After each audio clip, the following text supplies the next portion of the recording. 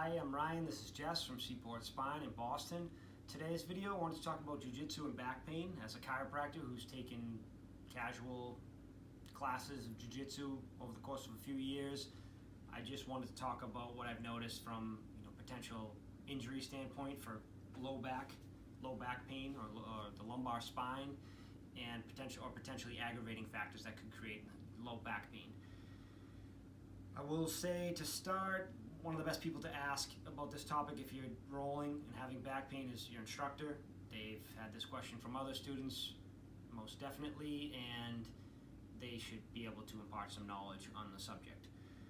Also, this video is not for elite athletes, it's more for the weekend warriors, people who are working a desk job, 9 to 5, 20 to 40-year-olds who are also doing jiu-jitsu as a hobby. So we'll talk about three kind of patterns I've noticed. The first one, we'll just talk about flexion intolerance. So oftentimes people doing jiu-jitsu, especially in the 20, 40-year-old demographic, desk workers, they're doing the 9 to 5, or they're going to jiu-jitsu class before or after work.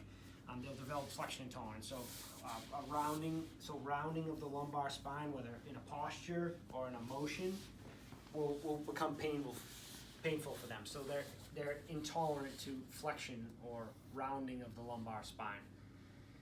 What happens is maybe they're doing lots of flexion-based activities, because jiu-jitsu is a flexion-based activity. When you're working the guard, your lumbar spine is in a curved flexed position. Sitting is also a flexion-based activity for the lumbar spine. Maybe this person's also going to the gym, doing sit-ups, deadlifts, other flexion-based activities. So now it's just been too much, and now their back is intolerant to that motion. And so that's just a matter of maybe spine hygiene, taking breaks from sitting, walking more throughout your day. But just keep in mind that if you wake up one morning and you can't bend over to tie your shoes because you have so much low back pain, that your back may become flexion intolerant. The next thing we'll talk about is just awkward positions, or maybe awkward positions for your low back while you're rolling in class, and how you can kind of get out of them, or maybe just avoid them. So you don't want to muscle through any of this stuff. You just kind of want to use technique, or just let the person pass. So for example, if Jess is going to go pass my guard, so she's going to go to side, she's going to pass my guard and go to side mount. Go ahead, Jess. Yep, so she goes into this, she gets me into this position here. Go ahead, Jess.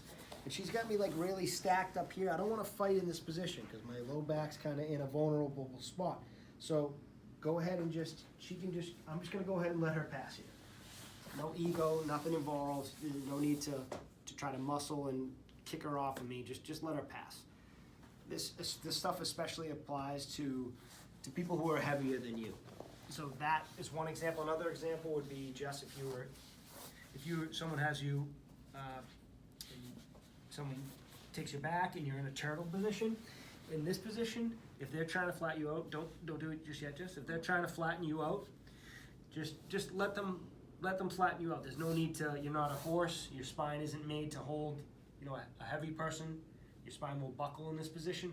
So if they're going ahead, go ahead. If they're going to try to flatten you out, don't try to fight here. Just let them flatten you out.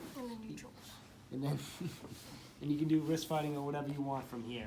But try to use technique in these situations. And again, you don't want to use muscle to try to overpower somebody. Another example would be if you're mounted. Go ahead. Again, especially applies to someone who's much bigger than you, and you want to get them off, and you're bucking and you're rolling and you're twisting and you're trying to bench press them off you, and you're trying to use all this muscle force. Just use your technique here. There's all this bucking and rolling and bench pressing and all that. It might aggravate the spine as well.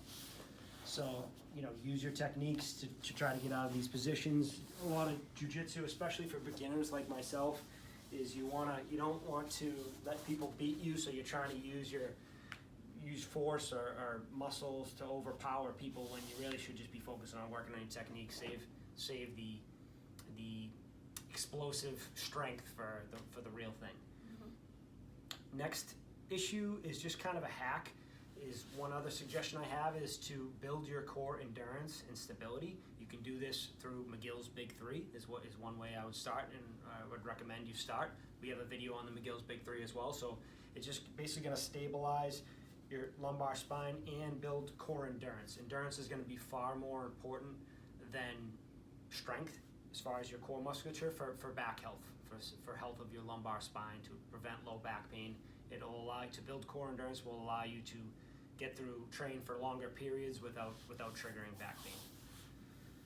Any questions on that stuff, Jess? No, sir. So if you have any questions about jiu-jitsu, back pain, you have a sciatica, anything like that, feel free to leave a question or a comment in the comment section below. Thank you so much.